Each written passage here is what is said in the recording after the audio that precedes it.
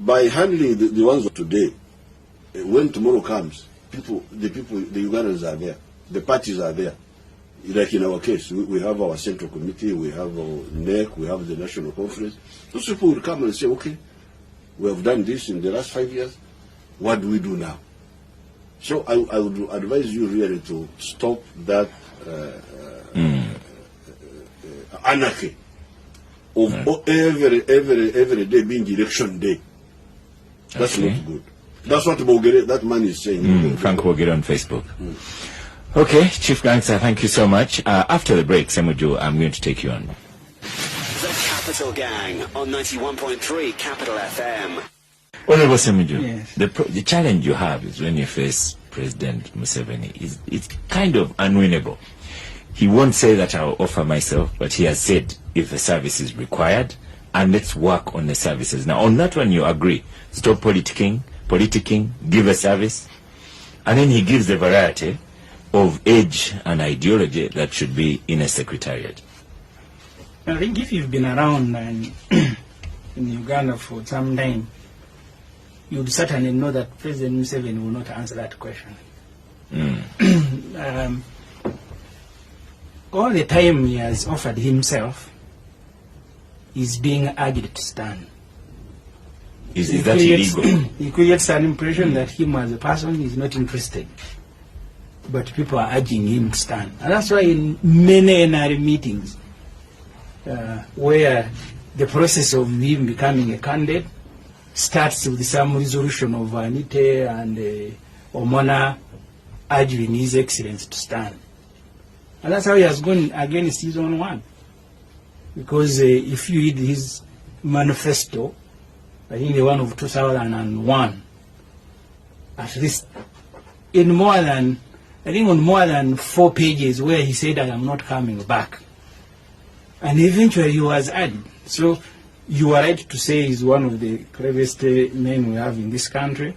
But the point is, and the president said it in his book, what are Africa's problems? If you don't sort out politics, governance, you will not stop discussing it. Because let me tell you, Oscar, the president, when he came here and captured power, 1986, Uganda was the project. Along with the way the president became the project, the amount of money now we spend on the presidency and keeping him in power is almost more than the amount of money we spend. You're talking about delivering services. You'll never deliver services once a leader becomes the project of a country. Then the president came here, he said, I'll go and buy furniture in Kawempe. He was riding Santana. He gave his ministers in Sani Laure, he said, we must be frugal with our resources. When I was in South Sudan, at the inauguration of that country, the president came with his jet, the chopper was there was a motorcade. When you combine the amount of money we spend on the president visiting, in fact, I sat with the ministers and MPs from UK and other countries. I had been sent there by the speaker. When the president arrived, they were wondering whether he was the president of South Sudan. South Africa, which is the second biggest economy in Africa, their president came with 3 vehicles provided by South Sudan. The one of Uganda came with a jet, with a chopper, with a motorcade of about 50. And even all of these people you see now who are hovering around, it is not because they love the president more than Mushega. It is because they have discovered when you go and begin praising the president, there will be personal benefits. And that's what is killing Uganda. We will never discuss anything. In the parliament, we are discussing the president. On radio, everybody is discussing Mr. Museveni. And it is only him who can stop this discussion.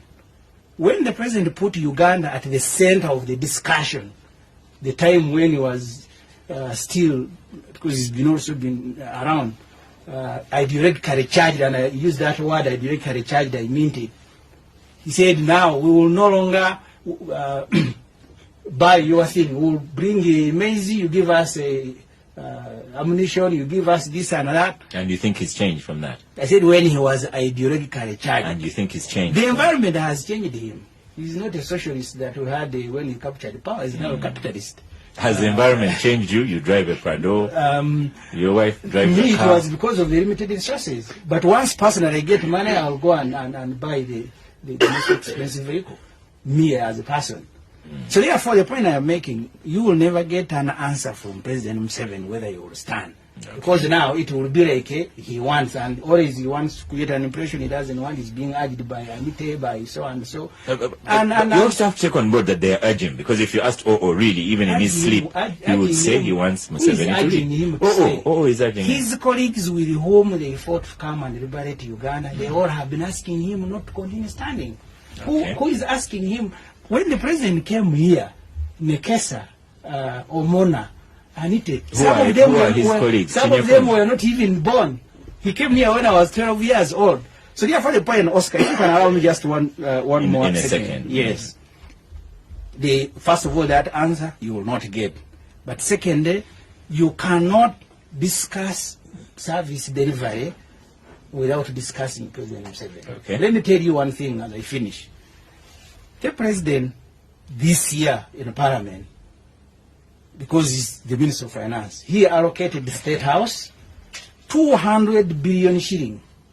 80 billion shillings for him to donate.